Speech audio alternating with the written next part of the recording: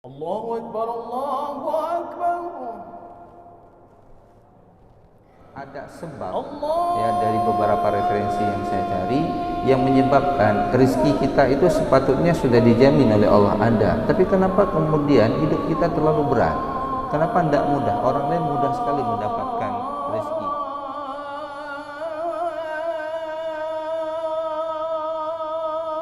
Allahu Akbar. Bismillahirrahmanirrahim. Assalamualaikum warahmatullahi wabarakatuh. Alhamdulillahilladzi ahyana ba'da ma amatana wa ilayhi nusyur. Asyhadu an la ilaha illallah wahdahu la syarika lah wa asyhadu anna sayyidana wa nabiyyana Muhammad sallallahu alaihi wasallam. Allahumma la ilma lana illa ma 'allamtana innaka antal alimul hakim wa tub 'alaina innaka antat tawwabur rahim. Rabbi shrah li sadri wa yassir li amri wa hlul 'uqdatam min lisani yafqahu qawli. Alhamdulillah, segala puji bagi Allah Subhanahu wa taala. Masih banyak nikmat yang diberikan kepada kita semua. Mudah-mudahan setiap nikmat ini semakin mendekatkan diri kita kepada Allah Subhanahu wa taala. Umur kita menjadi umur yang barokah, umur yang panjang, banyak amal solehnya. Kita song-song kematian dengan memperbanyak amal soleh dan berdoa. Ketika kita meninggal dan kita kembali kepada Allah, mudah-mudahan kita tutup hari-hari kita dengan husnul khatimah. Amin ya rabbal alamin. Salawat dan salam kita sediakan ke pangkuan junjungan kita baginda Nabi besar Muhammad sallallahu alaihi wasallam. Bapak-bapak, ibu-ibu, sidang jamaah salat subuh yang berbahagia, para pendengar Radio Baitur Rahman dan RRI yang dimuliakan oleh Allah Subhanahu wa taala. Kalau 2 minggu yang lalu kita membahas sebab-sebab rezeki kita ditambah oleh Allah Subhanahu wa taala, maka pada pagi ini jemaah yang dimuliakan oleh Allah, kita akan lanjutkan apa yang menyebabkan rezeki kita dibatasi oleh Allah Subhanahu wa taala.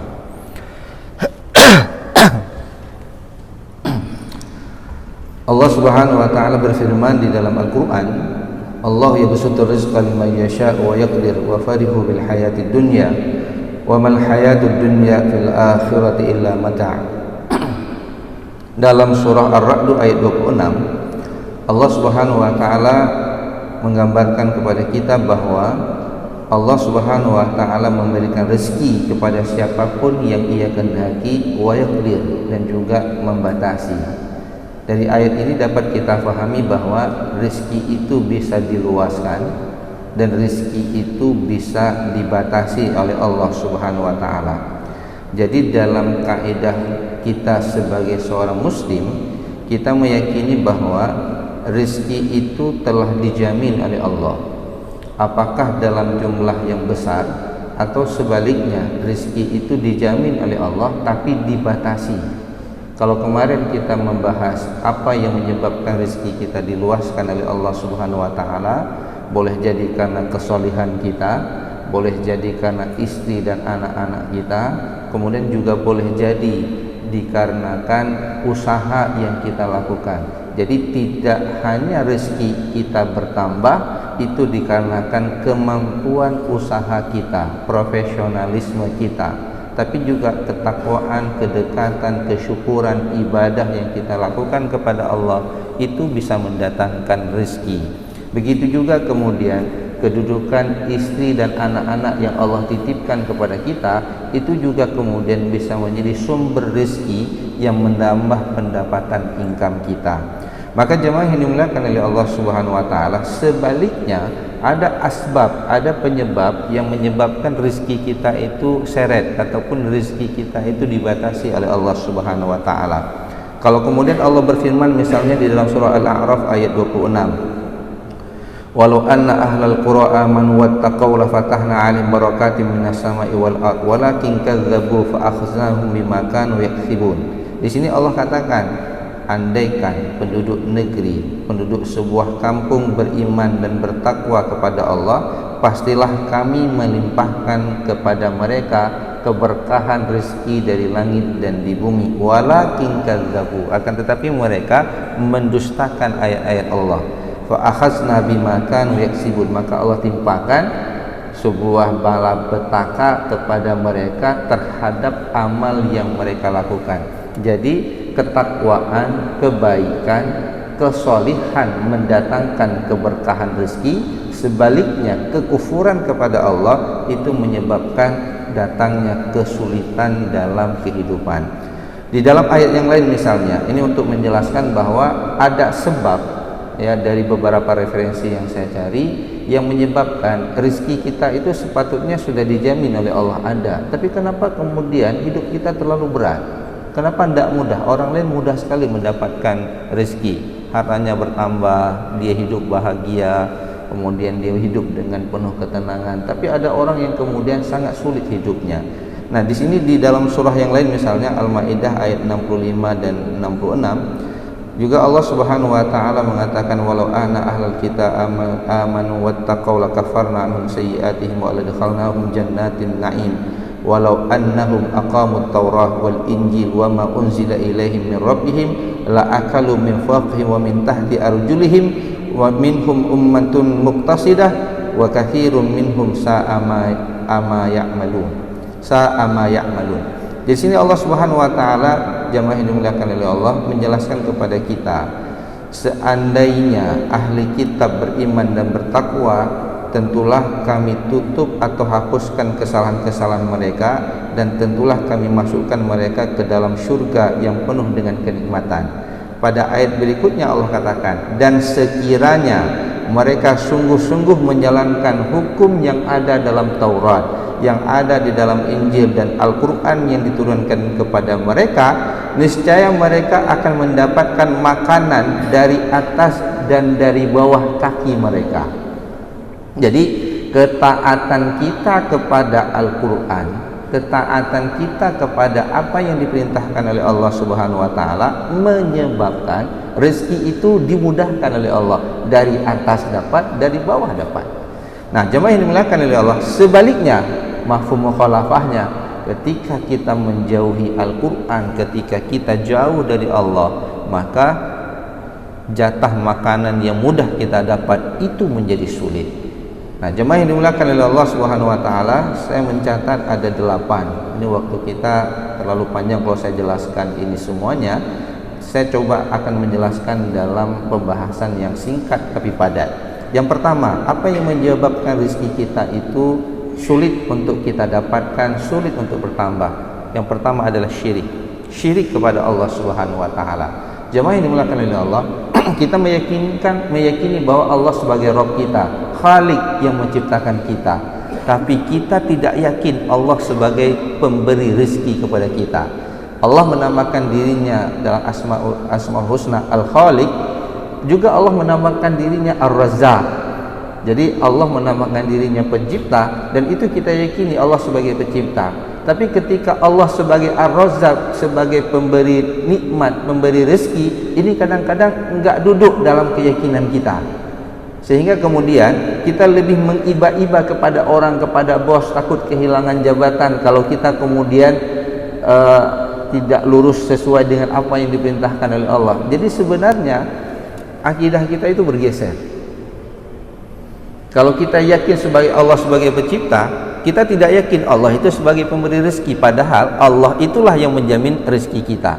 Maka luruskan niat kita dalam bekerja, niat kita dalam berusaha, bahwa rezeki itu datangnya dari Allah Subhanahu wa taala, dan Allah sendiri yang kemudian di dalam surah Ar-Rum itu menegaskan, Allahul ladzi khalaqakum summa razaqakum summa yumitukum summa yuhyikum hal min syurakaikum may yaf'alu min dzalikum min syai'in subhanahu wa ta'ala amma yusyrikun.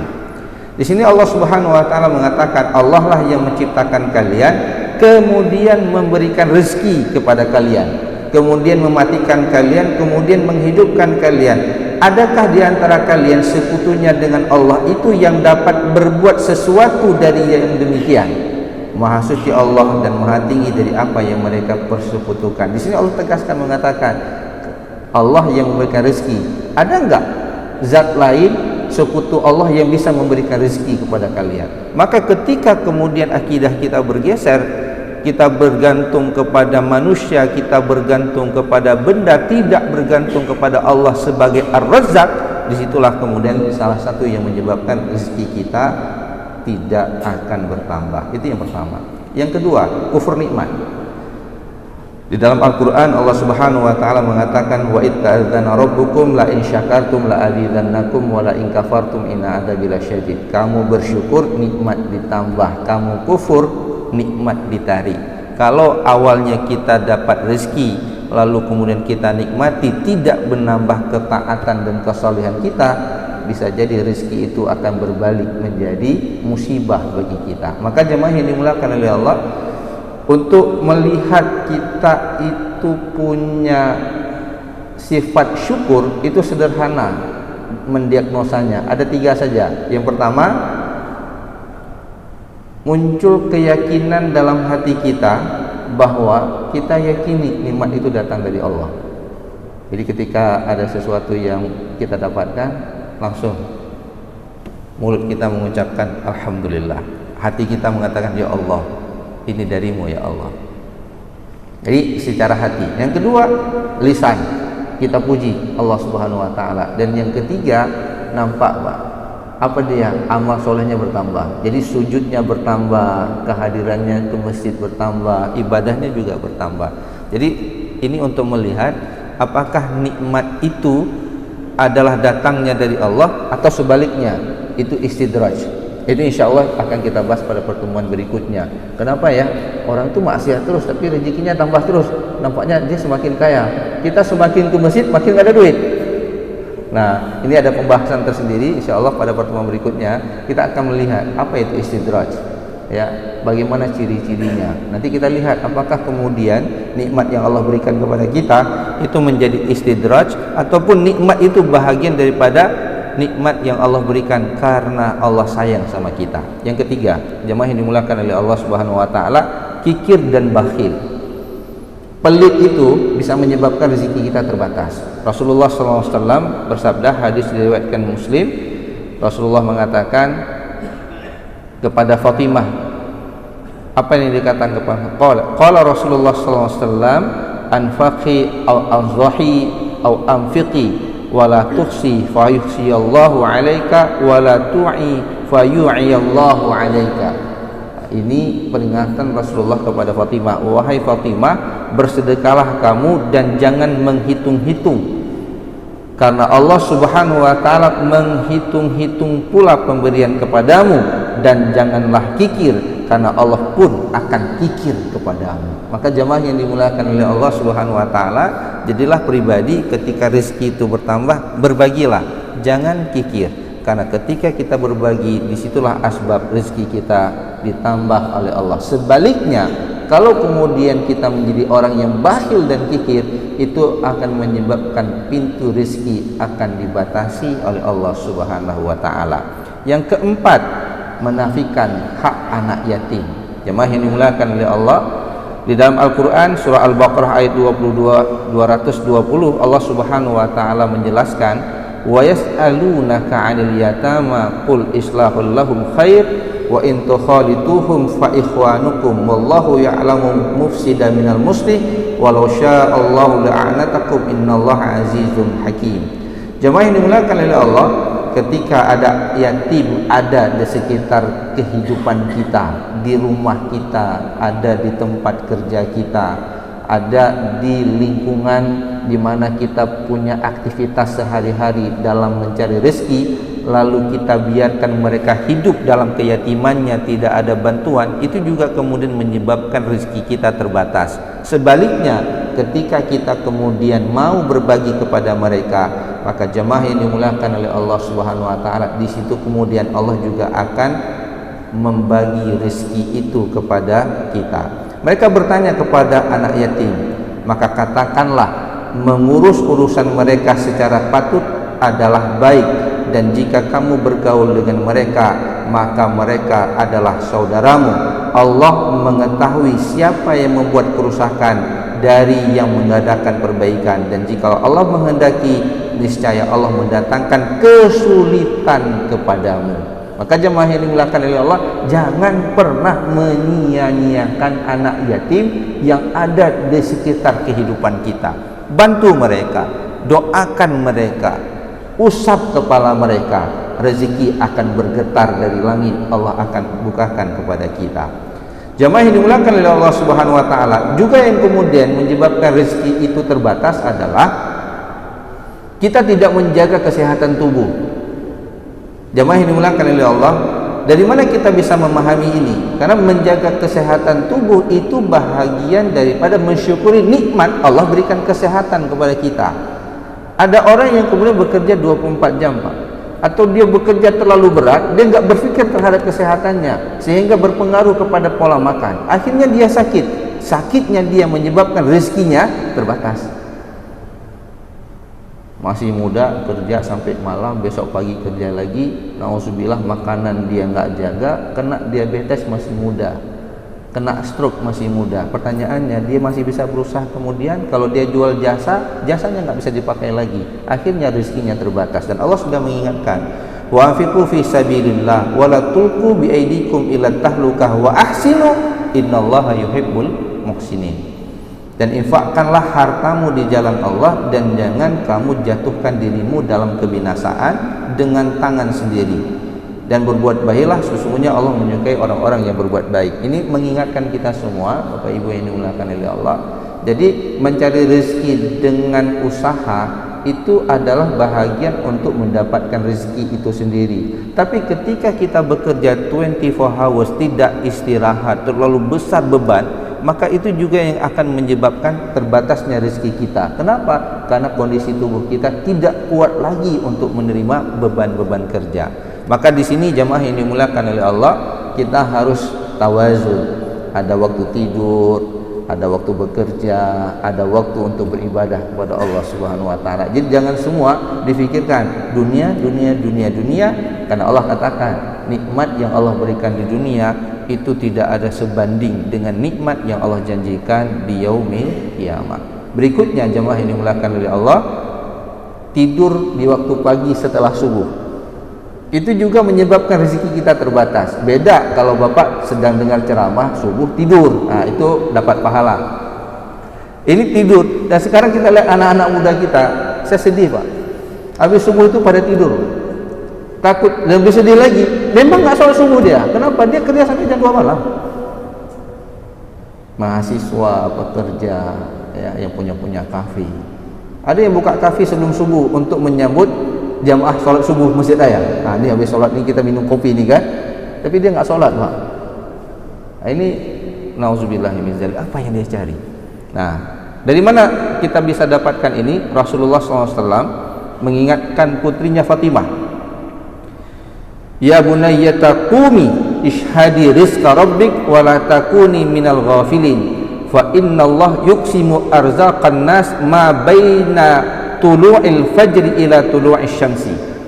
Rasulullah berpesan kepada Fatimah, wahai putriku bangunlah, wahai putriku bangunlah, sambut rezeki Tuhanmu dan janganlah tergolong sebagai orang yang lalai, minal ghafilin. Fa innallah yuqsimu arzaqan nas ma baina tulu'il fajri ila tulu'is syamsi. Karena sesungguhnya Allah Subhanahu wa taala membagikan rezeki kepada manusia antara terbitnya fajar menjelang terbitnya matahari. Nanti kita juga dapatkan hadis di waktu subuh seperti ini, itu terjadi pertemuan antara malaikat penjaga malam dan malaikat penjaga siang. Ketemunya itu di waktu fajar. Lalu kemudian para malaikat ini mendoakan. Apa dia doanya? Yaitu bagi mereka yang berinfak di waktu pagi, maka digantikan rezekinya. Jadi mereka itu mendoakan, Allahumma anfik munfiqan khalafa, ya Allah berikan kepada mereka yang berinfak di waktu fajar gantinya. Allahumma amsik satu lagi, ya Allah bagi mereka yang kikir, yang tidak mau berinfak, maka batasi rezekinya. Nah jamaah yang dimuliakan oleh Allah, artinya waktu fajar itu menjadi sangat penting. Bagaimana kemudian kita bisa menggerakkan anak-anak kita untuk kemudian mereka bergerak di waktu fajar, mengisi dengan hal-hal yang sangat produktif, karena kemudian Allah Subhanahu wa taala menjamin rezeki itu di waktu pagi. Dan yang terakhir jemaah yang dimuliakan oleh Allah, harta yang terlibat dengan riba itu akan dihancurkan oleh Allah. Nampak kaya dia sekarang, tapi ingat tidak lama Pak, yamhaqullahu riba wa yurbis shadaqat. Allah Subhanahu wa taala akan menghancurkan harta yang didapat secara ribawi, dan Allah akan meribakan, melipat gandakan harta yang diberikan sedekah dari harta tersebut. Maka jamaah yang dimuliakan oleh Allah Subhanahu wa taala, ini menjadi keyakinan kita. Kedekatan, ketaatan, kesolihan dan usaha kita itu mendatangkan rezeki, tapi sebaliknya maksiat kita kepada Allah, cara kita dalam bekerja itu juga bisa menghambat rezeki kita bertambah. Lalu nanti ada pertanyaan, bagaimana ada orang yang bermaksiat Ustaz? Sembahyang enggak? Gitu kan? Main dia judi online kan, tapi dia kaya terus Ustaz. Rumahnya besar, mobilnya besar, istrinya besar. Nah, jemaah yang dimuliakan oleh Allah, itu nanti kita lihat pada pertemuan berikutnya.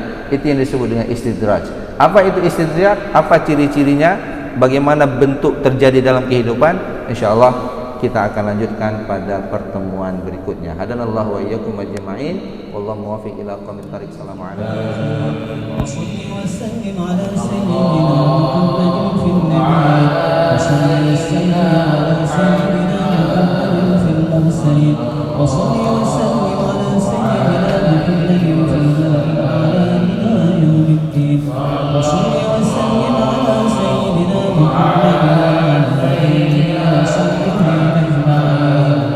ولقد أشرت لنعتب الأوصاف وتحب القلوب الأشجانا والله قد أثنى عليه فما يسامع إلا أن يكون فلانا لكن حبا في السرائر قد دعا لمديح صفوة ربنا وحبانا وإذ امتزجنا بالمودة ها هنا نرفع أيدي فخرنا ورجانا للواحد الأحد العلي إلهنا متوسلين بمن إليه دعانا مختاره وحبيبه وصفيه سيد الوجود به الإله حبانا يا ربنا يا ربنا يا ربنا بالمصطفى اقبلنا أجب دعوانا أنت لنا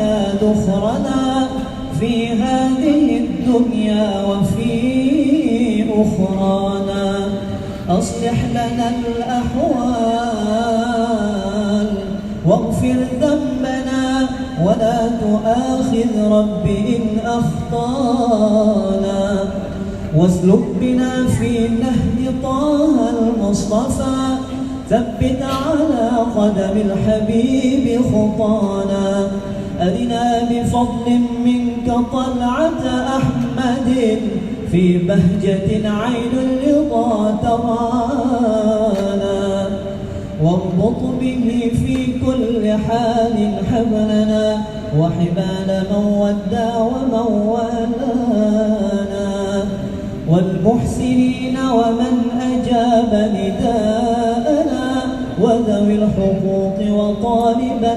أوصانا والحاضرين وساعيا في جمعنا ها نحن بين يديك أنت ترانا ولقد رجوناك فحقق سؤلنا واسمع بفضلك يا سميع دعانا وانصر بنا سنة طه في بقاع الأرض وقمع كل من عادانا وانظر إلينا واسقنا كأس الهنا واشفي وعاف عاجلا مرضانا واقضي لنا الحاجات وأحسن ختمنا عند الممات وأصلح عقبانا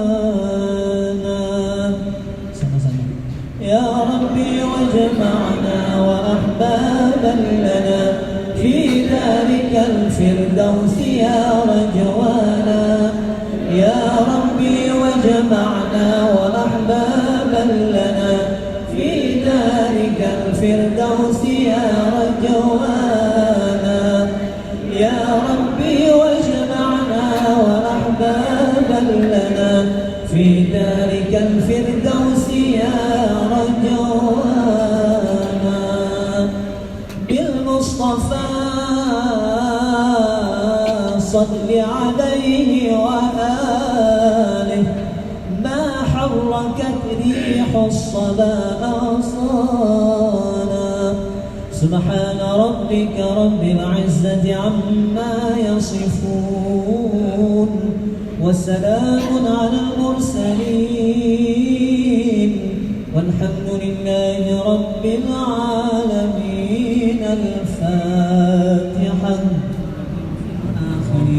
وصل وسلم على سيدنا محمد في النبيين وصل وسلم على سيدنا محمد في المرسلين وصل وسلم على سيدنا محمد في الملأ الأعلى إلى يوم الدين وصل وسلم على سيدنا محمد وعلى آله وصحبه أجمعين. ولقد أشروا لنعت من أوصافه تحيي القلوب تهيج الأشجانا والله قد أثنى عليه فما يساوي القول منا أو يكون ثنانا لكن حبه في السرائر قد دعا